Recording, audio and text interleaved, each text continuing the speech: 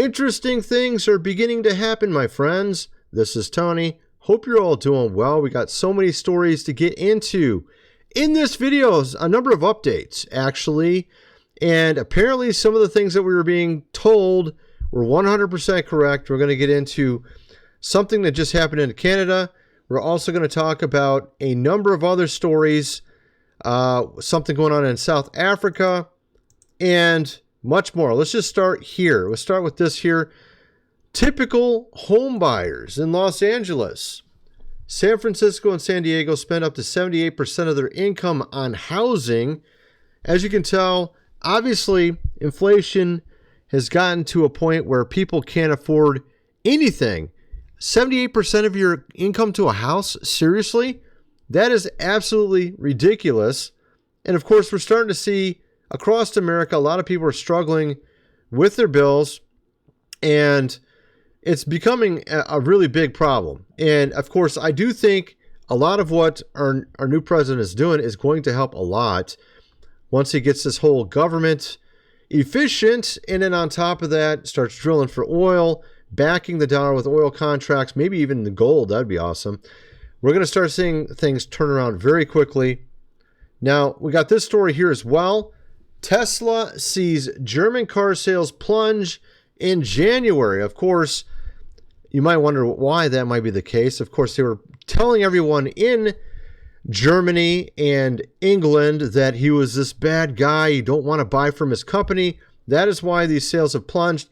And it may have something to do with all the things that they're discovering, because some of that money from USAID was going to Europe.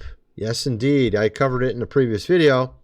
The fact is, they've already reduced government waste by $64 billion in just 2 weeks.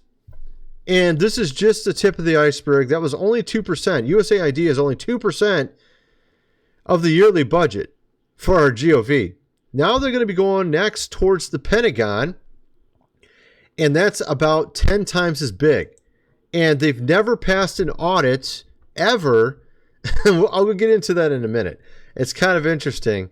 But we also have this story as well. Deadline for federal buyout offer extended by court. Over 65,000 staff agreed to leave. Here's what to know. So I'm thinking the numbers are going to continue to grow, because I think a lot of these people are going to realize they're going to want the buyout, because there's going to be a lot of people that are probably going to lose their job anyways, on top of those that don't take the buyout, right? A judge temporarily blocked the president's buyout offer to federal civilian employees from taking effect Thursday, hours before the deadline. They're actually, honestly, they think they're stopping this. They're actually making it so more people take the buyout. It was only 40,000 initially. Now it's 65. Another 25,000 have been added because of this federal judge doing this. He's thinking he's stopping this. He's actually making it worse. Okay, so you have here set forth for more than 2 million employees to decide whether they'll take resignation packages with pay through September. And it said Thursday, 65,000 federal workers have accepted the offer. Multiple outlets reported. So another 25,000, because they delayed it. So that's pretty hilarious that they did that. They're actually just making it worse. I don't know if that was part of the plan anyways. Who knows? But like I said, we're going to get into a ton of stories. You're not going to believe some of these things that are some of these updates on the USAID. We're going to get into also what's going on with South Africa, why our president just blocked that. We're going to get into a number of other stories with DOGE. And we're also going to get into something rather surprising with this Reddit post and much more, and the Pentagon. First of all, I got to mention food supply, 25-year shelf life. Link is in the description. 4 weeks worth for $197. You're going to definitely want to get a couple months at least. 2 months is about $390, $590 for about 3 months.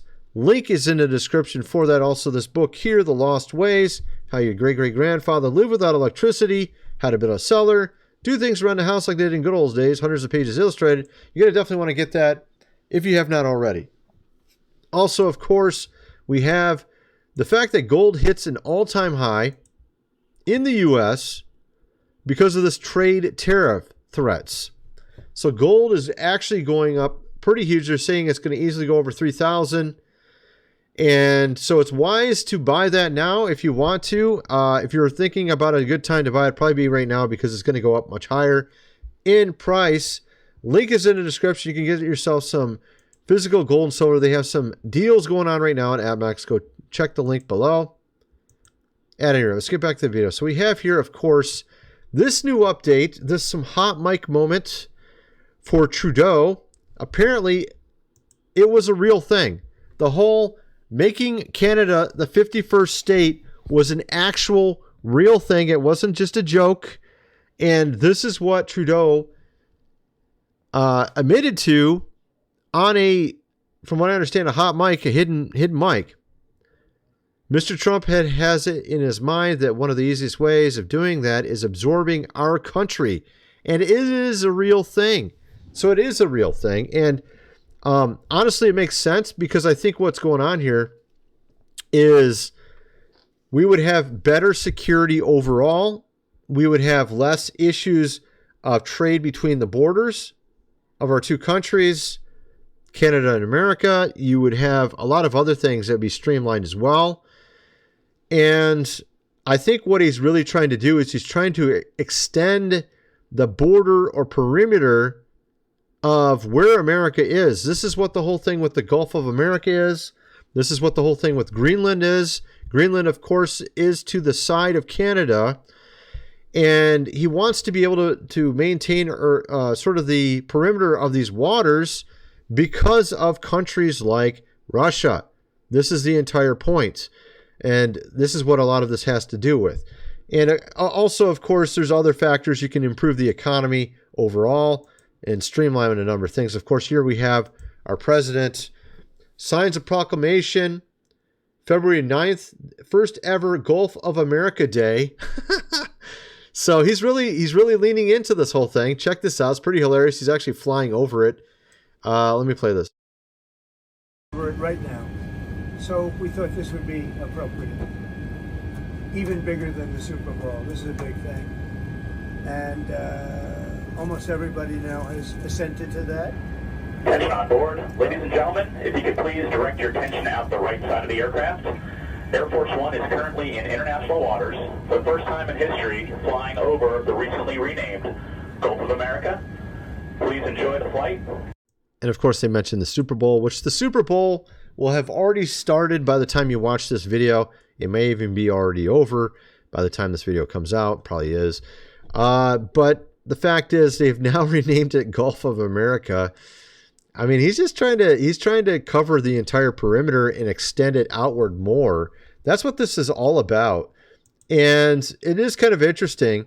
We're seeing, of course, him attend the Super Bowl, which, of course, like I said, is probably over by the time you watch this. In New Orleans, of course, we had what happened the first day of the year in New Orleans. So it is interesting. Obviously, our president is not chicken. Let's just put it that way. He's willing to go where bad things have happened in the past. The guy, I mean, honestly, the whole phrase of big balls kind of goes really well with the whole administration. It's kind of funny. That's, of course, from DOGE, but you know what I mean. At any rate, so we have that going on.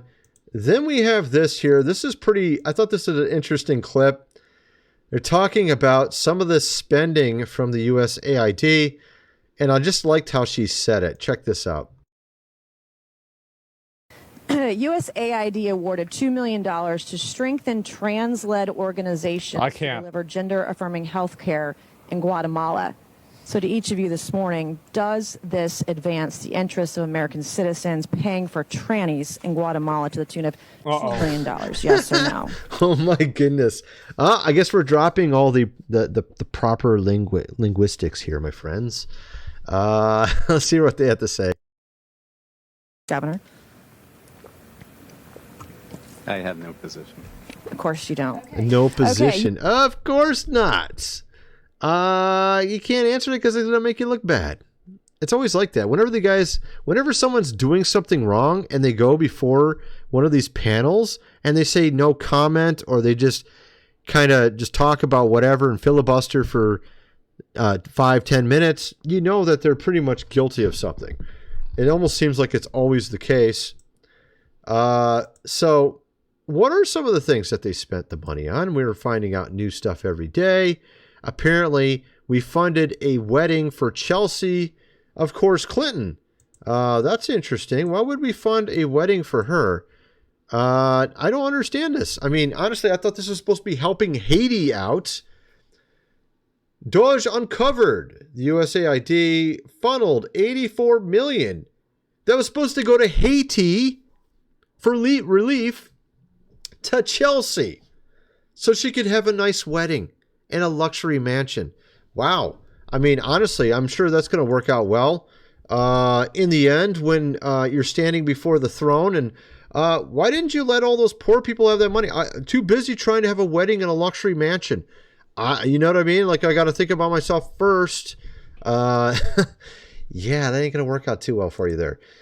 And that's just some of the stuff. There's actually a lot more. I don't want to go through it all, but there's quite a bit. Only 7% of the health commodity shipments delivered through the program arrived at their destination. So that's another thing. So 93% of the USAID, of course, funding is estimated to be what? Fraud. Yes. And actually, the things that did ship, that they did purchase, a lot of it never arrived. It's so weird. The main company transporting all of these pharmaceuticals all around the world, only 7% arrived delivered in full contents. Apparently, a lot of the time it'd be missing stuff or just completely not there. This means 93% of the shipments they sent in the quarter either arrived incomplete or did not arrive within the 28 one-day windows allotted and agreed to by the buyer. I guess maybe some of it was late.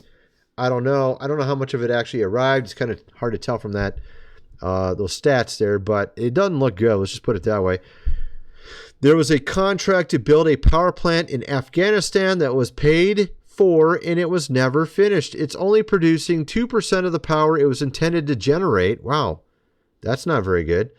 Company CEO was indicted for siphoning money from, of course, USAID for reconstruction contracts in Iraq and Afghanistan. This is what I'm talking about. They hire their corrupt, of course, friends, and those friends don't even do the job, right? Because that's what they paid for. Oh, they paid for it so they could take money out and put it in his pocket, apparently. That's what they paid for. That's where your tax dollars went.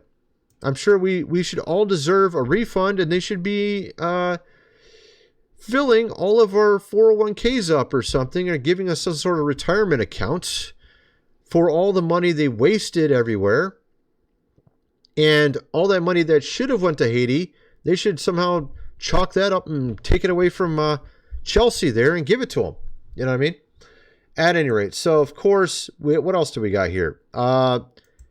Apparently, he got rid of over 95% of the staff as well. While also, I mean, honestly, 93% of it was fraud anyways, apparently. So then, of course, you have this. We're talking about pharma here has made its way into the pockets of various congressmen and senators, and now they're doing anything they can to block, of course, RFK. What I do think he'll actually get in. It looks very good. It is very unfortunate to note that a lot of these people are getting paid lots of money.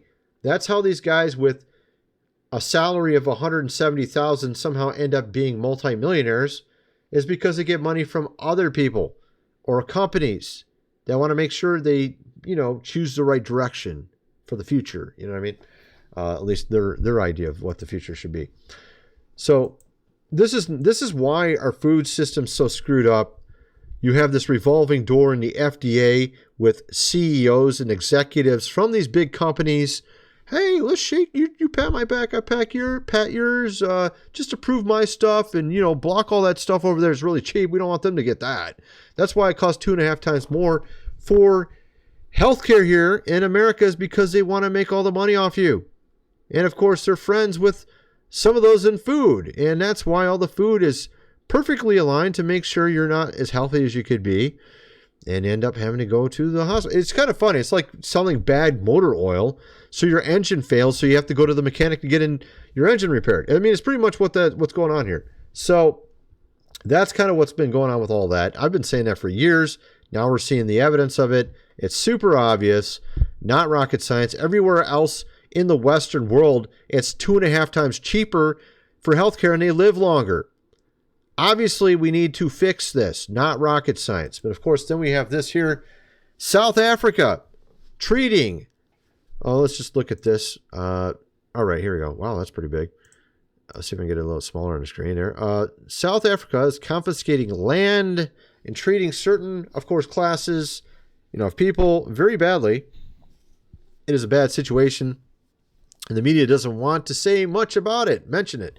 A massive violation at minimum is happening for all to see, and actually it is really that bad. I'll show you in a second here. We won't stand for it. We will act. Also, I'll be cutting all future, and I don't know if I can get on the screen. Let me try to get on the screen here. Nope. There we go. I will be cutting all future funding to South Africa until a full investigation of the situation has been completed. And let me just show you this. I mean, I saw this video, absolutely insane, where they're singing about taking farmers' land and, basically offing, of course, them as well. And they're all chanting this. They're all like happy chanting this. And they're talking about, of course, those of another, color, obviously not black, as you can see here. And thunderous applause of thousands of people as they're singing and chanting this. I wonder why it's like the way it is there. You know what I mean? And then we have this story. This is, of course, has to do with gaming and the video game industry. We have here apparently a CEO of a gaming company who's speaking out and saying he's sick, or everyone's bored and tired of all this calling people names because they don't agree with you politically. Trust is built through authenticity and transparency, not by shifting narratives. Players first, meaning we should put the players of the video games first, not whatever, someone that works at the company thinks about something. And of course, on Reddit, they apparently were trying to block. Oh, let me get the right thing up. Just click on it and it'll load. There we go. They were basically blocking X or Twitter. They're blocking a number of websites because they, even Facebook, they're blocking Instagram, Facebook, and Twitter now because they're using a new mode of checking facts. What is it? Community notes? They're using community notes rather than some selected group who has a slanted viewpoint to check things, right? Instead, they're using the populace that are viewing things that are checking themselves and adding community notes. And that could be people on, of course, the left or right, putting out community notes, letting people know some facts behind whatever has been tweeted. Apparently, that's not good enough for these people. And they're saying that these are bad websites. Never visit, of course, them again. No more Facebook, Instagram, or X. They're horrible now. Never go there. This is the kind of stuff they're saying. We refuse to support platforms that profit from of course, information and speech they don't like and all that kind of stuff. So, of course, they have all these zinger titles they add to it, and then they just make it mean anything. You know what I mean? That's how they do it.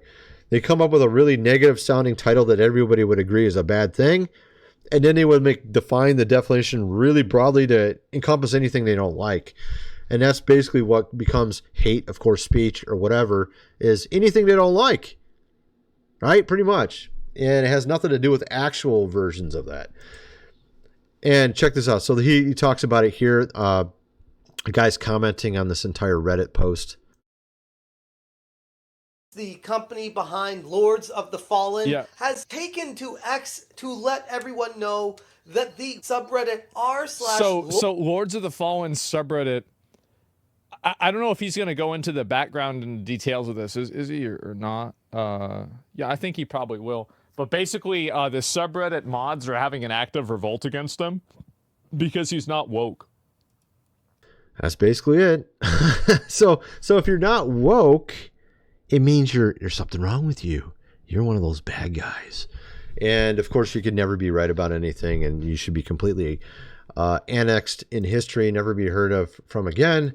That's kind of their thoughts on the whole thing.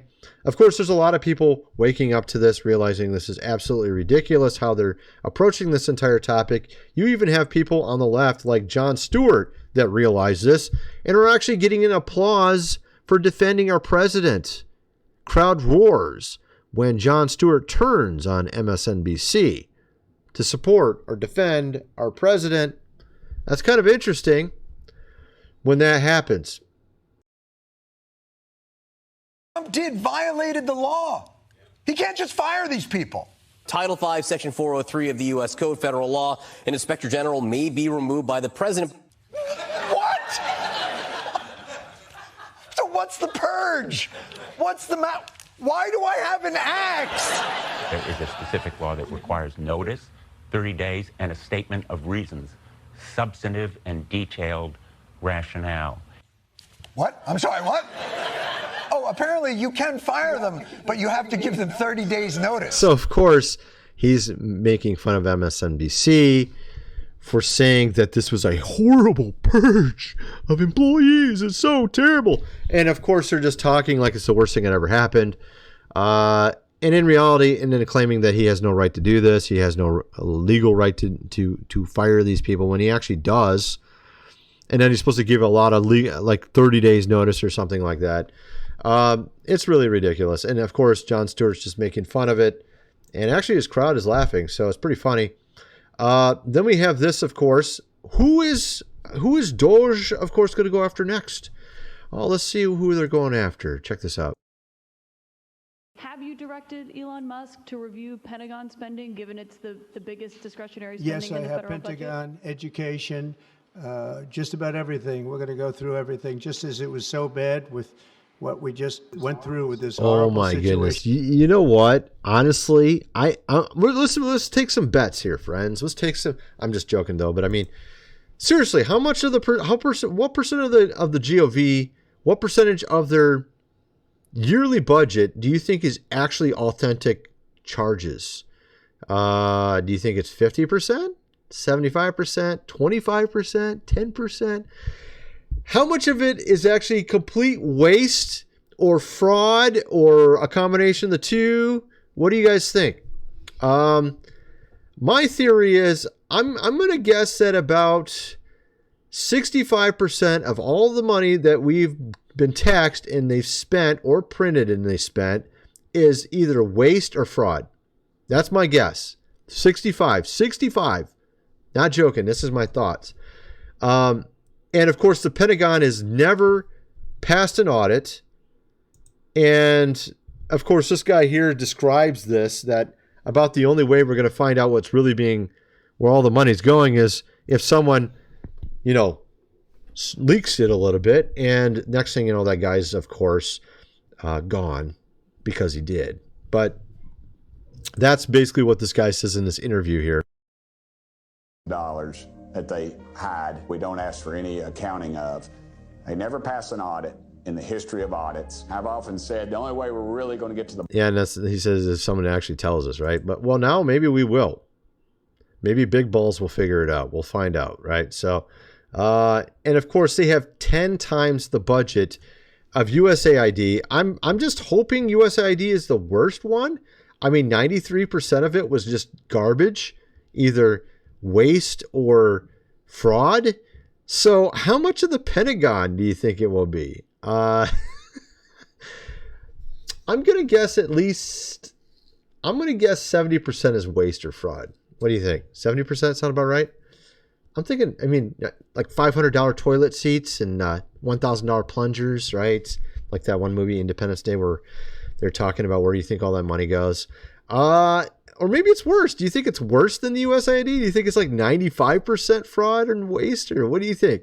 I'm putting my bet on 70%. Because there's got to be a lot of really important charges in the Pentagon. You would think there's got to be at least some serious money being spent in there. And there is obviously defense going on. That's obviously happening. So I'm going to say 70% fraud or waste. Maybe I'm wrong. Maybe it's a little bit better than that. Or maybe it's worse than that. I don't know. But that's kind of what I'm going with. So at any rate, that's my video. I'm kind of wondering what some of you guys think. Let me know in the comment section below. And thanks for watching.